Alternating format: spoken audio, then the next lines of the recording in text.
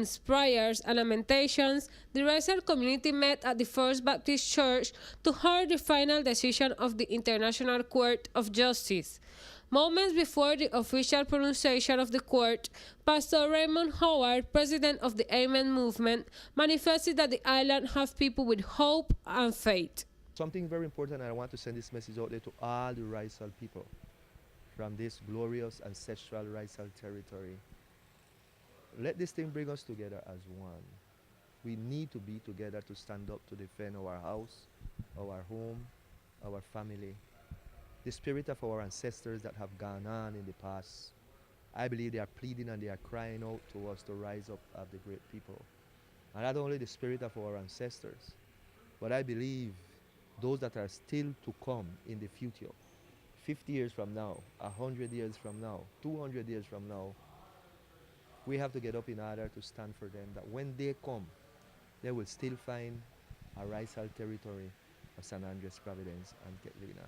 I think this is something that is building awareness in us and is opening our eyes that we are one people and all of us, we are affected the same way. Somebody said if anyone that we get caught, we're going to bleed red blood. And so we are one people. And this is to serve to join us together and to stand up and to fight at our level. And when I'm saying that, I'm talking about other courts, the United Nations, and in order to get a hearing, that our voice be heard, that this is not just land, this is not just rocks out here. They are people. They are people with a culture, with a history, with a spirituality. We are the Raizal people in the Raizal home, and we must be respected.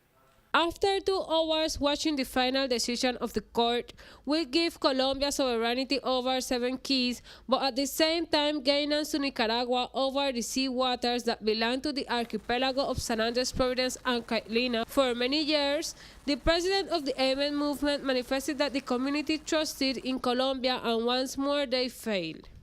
The authority of Colombia, that Colombia had or has over the territory, came from the fact that the people entrusted them with the territory, nothing else.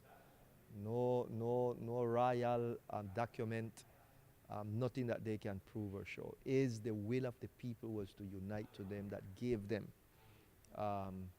right was to administrate our territory, and that was proven today.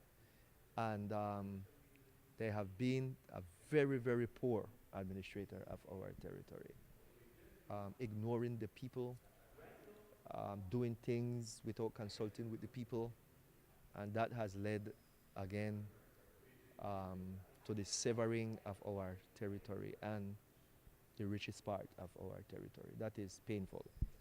But as a people, we need to continue maintaining our dialogue, our discourse to ourselves and to our people. That's our land, that's our home, that's our territory. We will not change this discourse, despite of what the court have said.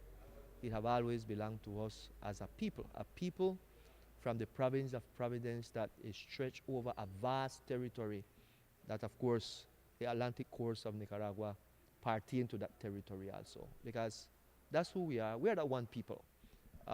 Esguerras Bárcenas separated us as a people, but that to us is not legitimate. That was something done between 2 states, but the people are the people, and the people are the legitimate owners of the territory.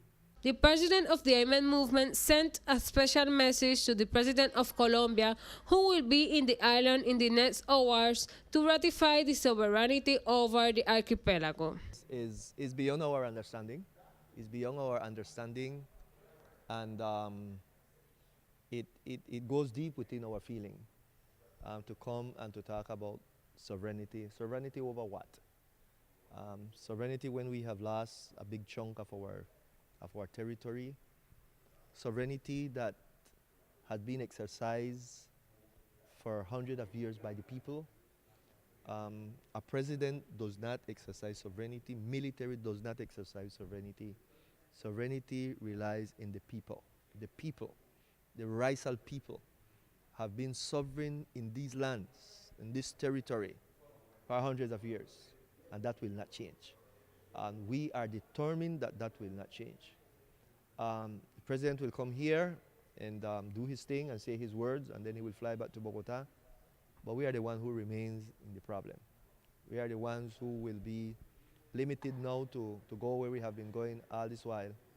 And the loss is very painful and very hurtful. And that's why from the very beginning we termed this day a day of lamentation. The racial community need to continue to organize themselves, and the time has come to design and execute our destiny towards self-determination. Our land need to be administered by us.